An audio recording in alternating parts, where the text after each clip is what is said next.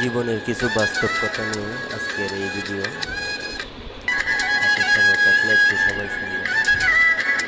জীবন কাটাময় এক যাত্রা, সাহস দিয়ে যাকে করতে হয় জয়। বানানোর রাস্তা তো সবাই চলতে পারে, রাস্তা বানিয়ে নেয় যে মানুষ বলে তার পরিচয়। জীবনে সুখী তো তারাই যারা অন্যের বুকে ছুরি মেরে নিজে ভালো থাকতে পারে।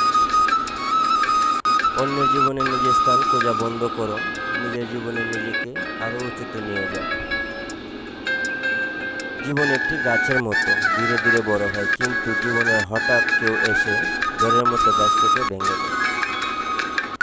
জীবনের সবচেয়ে বড় জয় হলো এমন কিছু করে দেখানো যা সবার কাছে কল্পনা অতীত হয়। সব সময় ধারালো ছুরির মতো আপনি যদি সময়কে না কাটেন, তাহলে সময় একদিন ধারালো ছুরির মতো আপনাকে কেটে দিবে।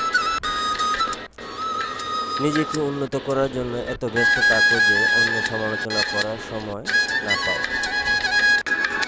জীবন কারোর জন্য থেমে থাকে না, যেমন সময় আর স্রোত কারো জন্য অপেক্ষা করে না। স্বপ্ন পূরণের জীবনের প্রধান লক্ষ্য নয়, তারাই বলে স্বপ্নকে ত্যাগ করে না, বরং তাকে সঙ্গে নিয়ে চলো। স্বপ্ন ছাড়া জীবন অর্থহীন, বিলাসী জীবনযাপন করো না। কষ্ট সহিষ্ণু হও, কারণ বিলাসিতা বেশি দিন স্থায়ী হয় না। আপনি যতই ব্যক্তি সম্পন্ন মানুষই হন না কেন, যতক্ষণ আপনার মন ভালো না থাকে নিজেকে ফুটিয়ে তুলতে পারবেন না।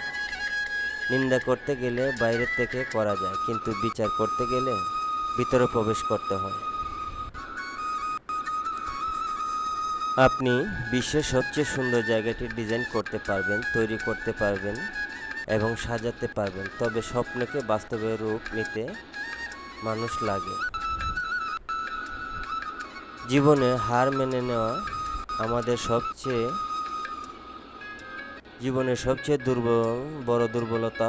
সফল হওয়ার সবচেয়ে ভালো উপায় হলো প্রতিবার হার মানার পূর্বে আরেকবার চেষ্টা করা। জীবনকে যেমন মৃত্যুকেও তেমনি স্বাভাবিক বলে মেনে নিতে হবে।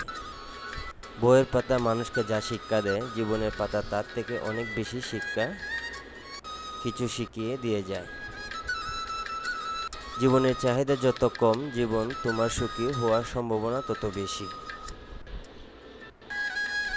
পৃথিবীতে কেউ কারো নয়, শুধু সুখে থাকার আশায় কাটে টানা ব্যর্থ পথটায় দূর করে চলে যাওয়া এক বাস্তব অভিনয়। আপনার বর্তমান সময়কে কাজে লাগান, একদিন সময় আপনাকে মূল্যায়ন করবে। যেখানে পরিশ্রম নেই সেখানে সাফল্য নেই। পরিশ্রম আর সাফল্য যমজ ভাই।